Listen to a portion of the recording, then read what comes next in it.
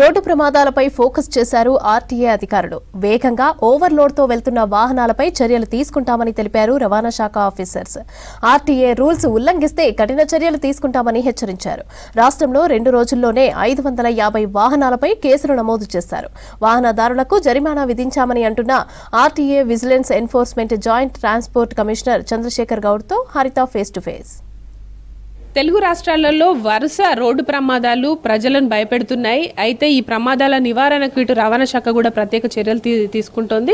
రీసెంట్గా మనకు RTC bus truck accident అయి దాదాపు 20 మంది కూడా దుర్మరణం చెందారు. దీనికి సంబంధించి ఇటు రవాణా శాఖ ప్రత్యేక ఫోకస్ పెట్టింది. దాంట్లో భాగంగానే మనకు ఓవర్లోడ్ కావచ్చు, నిబంధనలకు విరుద్ధంగా తిరుగుతున్న వాహనాలపైన కేసులను పెడుతూ వాహనాలను సీజ్ చేస్తున్నారు. అయితే రానున్న రోజుల్లో రోడ్ సేఫ్టీ పైన కూడా ప్రత్యేకంగా చర్యలు తీసుకుంటున్నారు అంటున్నారు. అయితే దీనికి సంబంధించి మనతో మాట్లాడడానికి vigilance and enforcement joint transport commissioner Chandrasekhar Goud garu ఉన్నారు. వారితో మాట్లాడదాం.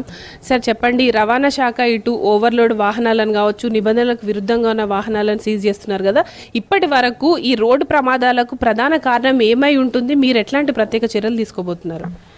ఇటీవల జరిగిన చేవెళ్ళ రోడ్డు ప్రమాదంలో 20 మంది మరణించడం అన్నది చాలా అత్యంత దురదృష్టకరము, విచారకరము. ఈ రోడ్డు ప్రమాదాల వల్ల రాను రాను చాలా మరణాలు జరుగుతున్నాయి.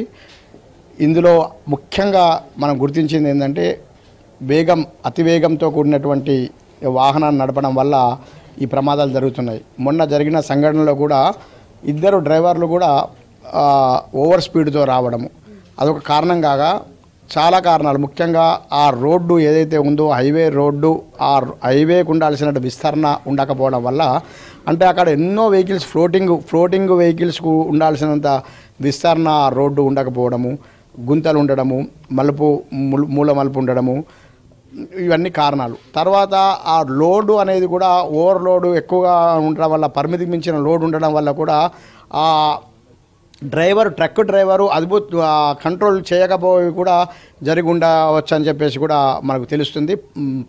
దర్యాప్తులో ముందు అన్నీ బయటపడతాయి.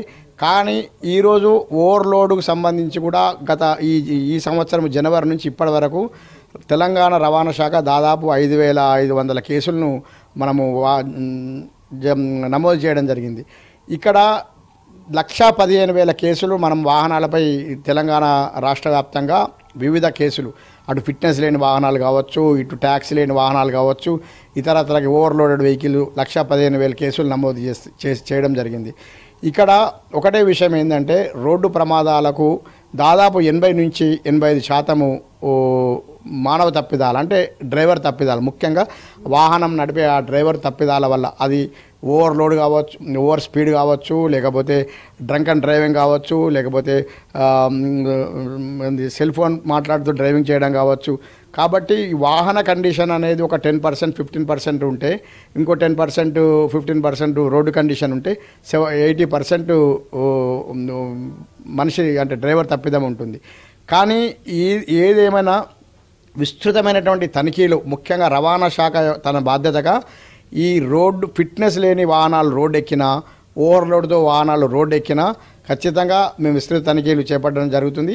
ఈ 3 రోజులనే దాదాపు 550-600 కేసులు వివిధ రకాల వాహనాలపై, ఒక ఓవర్లోడ్ మాత్రమే కాదు, ఫిట్నెస్ లేని వాహనాలు నడపడము, లేకపోతే పర్మిట్ లేని వాహనాలు నడపడము, ట్యాక్సీ లేని వాహనాలు నడపడము, దాదాపు 550 కేసులు నమోదు చేయడం జరిగింది. ఇప్పటికే ఆయా జిల్లాల 33 జిల్లాల రవాణా శాఖ అధికారులకు మేము ఖచ్చితమైనటువంటి ఆదేశాలు జారీ చేయడం జరిగింది. విస్తృతమైనటువంటి తనిఖీలు నిర్వహించాలి. అండ్ ఇప్పుడు ఇట్లాంటి యాక్సిడెంట్స్ నేషనల్ హైవేస్ పక్కన జరుగుతున్నప్పుడు వాళ్ళకి అత్యవసర చికిత్స అందించడానికి కావచ్చు, బాధితులకు సంబంధించి మీరు ఎట్లాంటి సహాయ సహకారాలు రవాణా శాఖ తరపు నుంచి అందించే అవకాశం ఉంటుంది?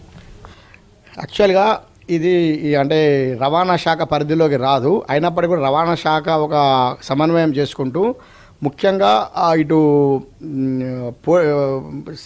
కేంద్ర ప్రభుత్వం ఇటీవలనే cashless treatment for road accident victims అని ప్రవేశపెట్టింది. దాన్ని చివరి దశలో ఉన్నాము రూపకల్పనలో. హెల్త్ డిపార్ట్మెంట్ వాళ్ళ యొక్క ఏదైతే ఉందో ఇంటిగ్రేటెడ్ సిస్టము ఆ రూపకల్పనలో ఉన్నారు. ఇప్పటికీ ఆరోగ్య శాఖతో సమన్వయం చేసుకొని ట్రామా కేర్ సెంటర్లు కూడా ఏర్పాటు చేయడం జరిగింది. బ్లాక్ స్పాట్స్ని గుర్తించి అక్కడ కూడా ఈ ప్రైమరీ హెల్త్ సెంటర్లు, ట్రామా కేర్ సెంటర్లు ఏర్పాటు చేయడానికి కూడా అధికారులు ఆలోచిస్తున్నారు. 1,50,000 రూపాయల నుంచి 7 రోజుల వరకు అప్ టు 1,50,000 రూపాయలు లేక 7 రోజుల వరకు చికిత్స అన్నది కూడా అతి త్వరలో ఈ స్కీమ్ కూడా రాబోతుంది. అది వచ్చిన తర్వాత కూడా విస్తృతమైన ప్రచారం కూడా చేస్తాము.